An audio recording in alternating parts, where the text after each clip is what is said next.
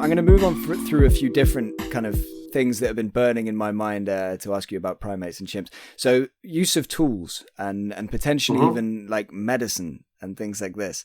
Can you talk a little bit about that? Sure. It doesn't have to be chimpanzees. It can be any primates that you want to refer to, but I'm just interested. Well, there is quite lots of animals use tools. And there's birds that basically use thorns to get at insects. Chimpanzees, of course, have kind of a pretty elaborate toolkit.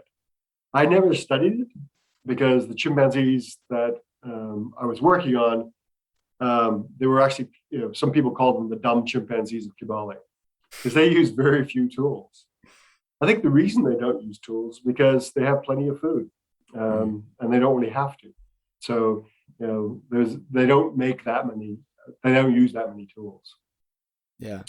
Medicinal plants is another thing. I think that's something that we're just starting to understand. And again, animals are doing it in a very subtle way, so it's really hard to figure it out. I'll give you kind of one story about kind of can follow it through kind of a scientific level.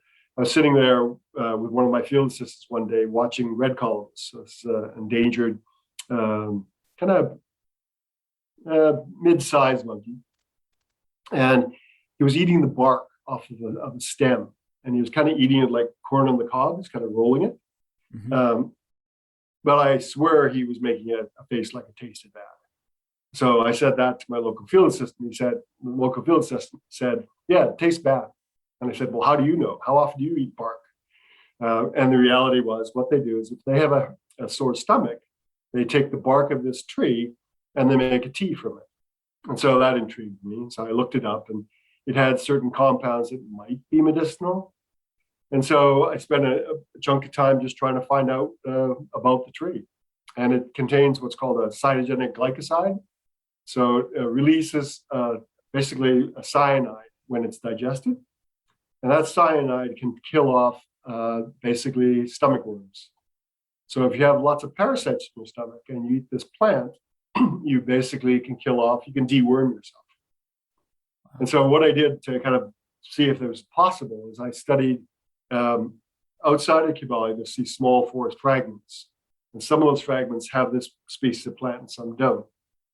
And the fragments with this species of plant, the monkeys have very few stomach worms.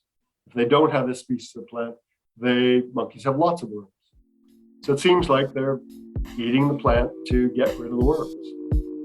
Thanks for watching that clip. If you enjoyed it, please subscribe and check out the full episode. All links are in the description. Be nice, be happy, be cool.